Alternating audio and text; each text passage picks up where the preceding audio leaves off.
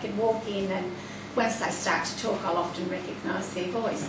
But this woman rang me on the Sunday afternoon and she said, we pick a race meeting every year and go to somewhere in Australia, which I already knew.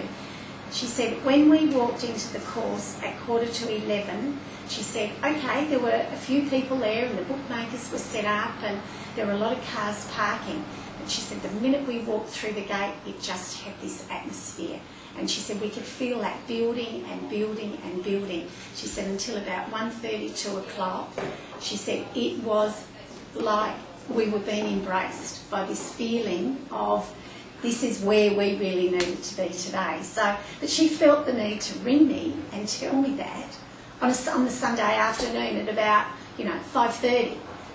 She said, we're leaving on the Indian Pacific, which was leaving here at 5:30, 6 o'clock, and she said, we're at the railway station.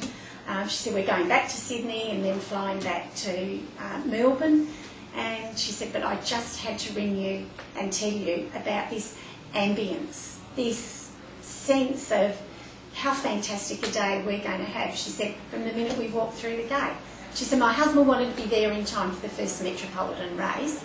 So she said, there were a few people there, but she said it wasn't like jam-packed. And she said, we just watched the crowd coming in and feeling this is such a great day to be at. And she said, everyone felt like that. She said, we talked to people that you never talk to when you're in Melbourne or another capital city. She said, you just start talking to people. And she said, we met people from all over Australia, just sitting in the grandstand chatting. So, I mean, how do you put that in words, Hugh? You can't do that. You can't do that succinctly, though. I mean, I can't give you a sentence.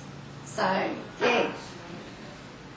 That must be incredibly gratifying, because I know that you put a huge amount of your life into what you do. Yes. But to be able to get that reaction from some of the people who've visited and been to the races must be really gratifying. So, from my point of view, as doing my best to help Barb run an accommodation